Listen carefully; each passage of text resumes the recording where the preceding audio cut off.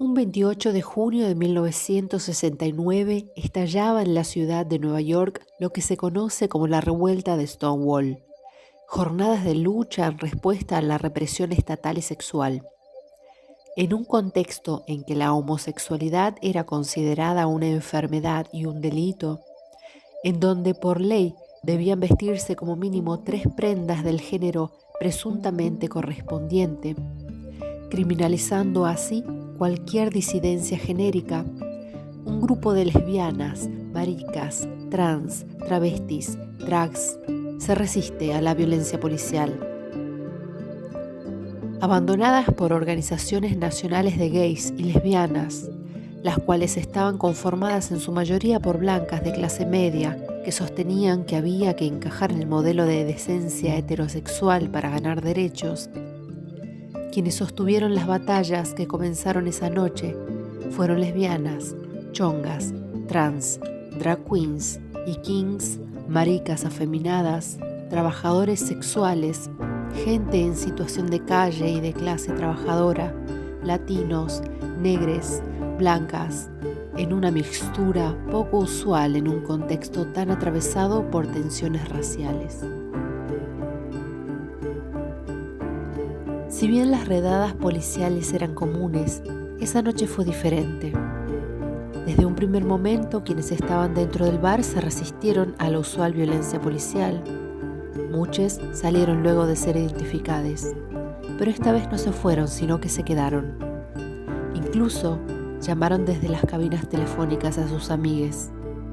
La multitud creció, abucheos y forcejeos en el momento de cargar a los clientes del bar, principalmente trans y travestis, a las camionetas policiales. La tensión subió y el detonante, según cuentan algunos testigos, fue cuando se arrastró a Stormé de l'Arverier dentro de la camioneta. Una torta chonga que desde el comienzo había mostrado resistencia al accionar policial.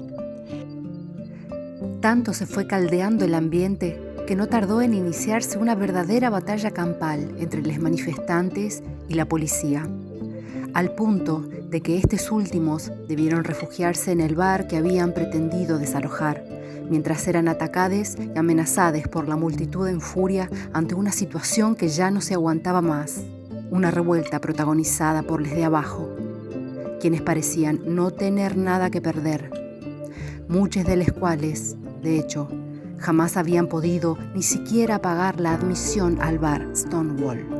Entre ellas, Silvia Rivera y Marsha Johnson, latina y negra respectivamente, drag queens y trabajadoras sexuales, personajes fundamentales de esa noche de furia, protagonizaron luego el armado del Frente de Liberación Gay que se organizó a partir de esos acontecimientos, que se conmemoran desde entonces bajo el rótulo Día Internacional del Orgullo LGBT. Años más tarde, en una de las primeras marchas del orgullo, Silvia pone en evidencia la moral conservadora que estaba asumiendo el movimiento y toma el micrófono, no sin resistencias, en favor de gays y lesbianas que estaban en prisión, víctimas de la violencia del sistema penitenciario. Me han metido en la cárcel. He perdido mi trabajo, mi departamento, por la revolución gay, y ustedes me tratan de esta manera, nos grita la activista trans, denunciando la higienización del movimiento que se olvida de quienes más sufren la violencia sistémica: trabajadoras sexuales, trans, travestis, migrantes y preses. Por estas geografías, según cuenta Berlonger, se organizó en 1967 en Herli, provincia de Buenos Aires, el que fue quizás el primer grupo para la liberación gay, Nuestro Mundo. Esta organización fue creada, entre otras, por Héctor Anavitarte, que por puto fue desplazado como gremialista y militante comunista. En Buenos Aires, el Frente de Liberación Homosexual, un par de años después, en agosto de 1971, fue creado por al menos 10 organizaciones, entre las cuales estaban Nuestro Mundo, Eros, profesionales, Safo, un grupo de lesbianas, Bandera Negra, anarquistas, Emanuel, cristianos y católicos homosexuales argentinos. La articulación entre grupos tan diferentes, algunos de extracción obrera vinculados al sindicalismo, otros de estudiantes de clase media, otros de reconocidos intelectuales y otros de corte religioso, no fue fácil. Sin embargo, su forma de organización horizontal permitió a grupos tan heterogéneos poder nuclearse en contra de la represión que sufrían. Una de las características principales del Frente fue que consideraban su lucha contra la opresión a homosexuales como indivisible de la lucha contra toda forma de opresión social, económica, política y cultural. El FLH en 1973 publicó: debemos recordar que estos procesos se dan dentro de un marco socioeconómico específico caracterizado por la explotación. Las clases dominantes realizan un manejo muy particular de un proceso universal inherente al ser humano como especie, el libre desarrollo de la energía sexual y sus fines. Las clases dominantes conforman y estatuyen el proceso de socialización en vistas a su objetivo, la producción enajenada, convirtiéndolo en un proceso de transformación de la energía sexual libre en trabajo alienado. Sexo y liberación fue el texto crítico con la política heterosexual que se habitaba como natural.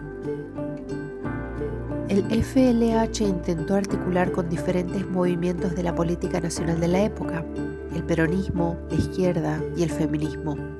La única relación que dio sus frutos fue con el feminismo, específicamente con la Unión Feminista Argentina y el Movimiento de Liberación Feminista. El impacto del FLH fue tal que las organizaciones armadas como Montoneros y la FARC cantaban "No somos putos, no somos faloperos", cuando el FLH se hizo presente en la Asunción de Cámpora en 1973. Ese repudio solo hizo público algo que sucedía continuamente con las personas LGTB+ en las organizaciones políticas. La puesta pública del trato que se les daba a las personas que se corrían de la norma heterosexual en aquel momento fue quizás la acción política más significativa del FLH. En diciembre de 1973 se comienza a publicar la revista Somos, que sería luego considerada su principal órgano de difusión. Tuvo 8 ejemplares entre 1973 y 1976. En un tono de autodefensa y resistencia, dirigida a otros homosexuales con recomendaciones sobre qué hacer en casos de detenciones y racias, información sobre sus derechos y testimonios en primera persona. Una característica notable de esta revista, que la diferencia de las publicaciones anteriores del Frente, la revista Nuestro Mundo y el periódico Homosexuales, es que aparece una celebración a la cultura de las locas. Se aleja del lenguaje teórico y periodístico para hablarle a las maricas en su propio idioma, utilizando argot marica y nombres de guerra.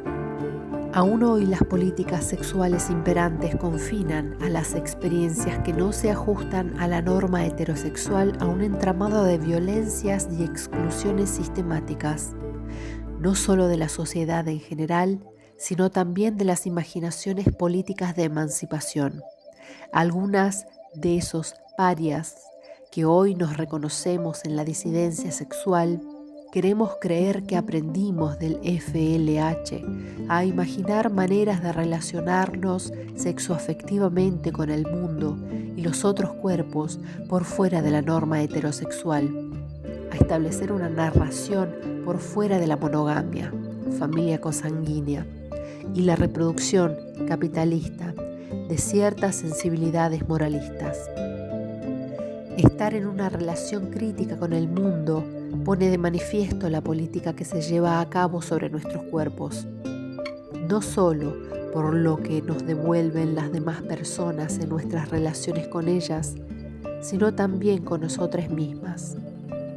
Establecer, o mejor dicho, tratar de establecer una posición política que ponga en cuestión nuestras propias y asumidas posiciones heterosexistas hace aparecer por contraste aquellas sujeciones que muchas veces sostenemos como propias. La imaginación de la revuelta es una apuesta política a encarnar una imaginación afectiva que muchas veces desgarra el entramado de la política hegemónica. Hemos aprendido, junto con el FLH, que la heterosexualidad como sistema político dominante nos permite pensar sus articulaciones de poder, desde la distribución de cuerpos binarios hasta las políticas emocionales más íntimas. Las armas y abrazos que levantamos desde 1970 son la posibilidad de pensar otras maneras más acogedoras y más amables de habitar los vínculos entre los cuerpos. Hacer nuestras propias políticas sexoafectivas para multiplicar deseos, sensibilidades y vinculaciones más afables con les otros. Todavía tenemos que hacer un esfuerzo por no desdibujar cómo a lo largo de la historia hemos compartido estos márgenes con trabajadores sexuales. En tanto, mientras los movimientos LGTB+, fueron ganando terreno en los ámbitos legales y adquiriendo libertades ciudadanas o ciudadanías rosas, las putas, como quienes habitan los límites más lejanos de la heterosexualidad, siguen viviendo ese entramado de violencia y marginalización. Podríamos hacer un largo recorrido histórico de cómo esos caminos nos han aliado y cómo nos han separado.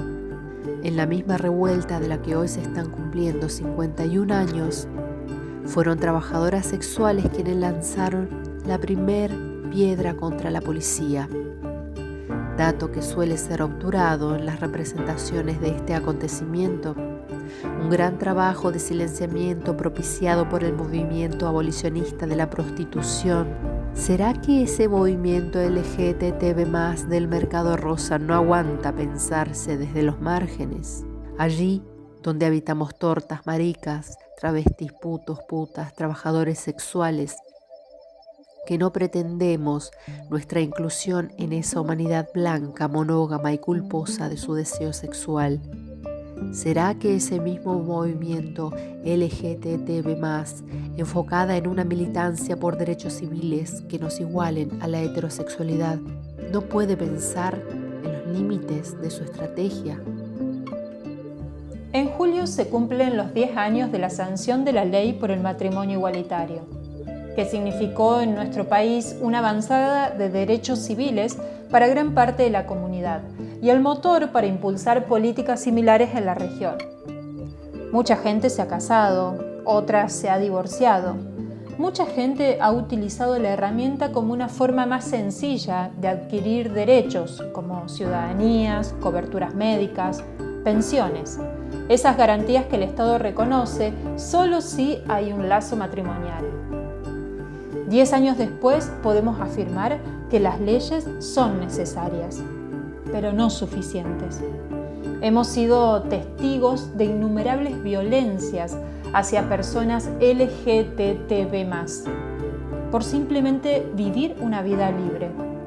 Desde personas que han sido expulsadas de un bar, echadas de una plaza o arrestadas, como Marian, por dar un beso, y que por más que la carátula de su causa judicial sea otra, sabemos que fue discriminación lesbofóbica.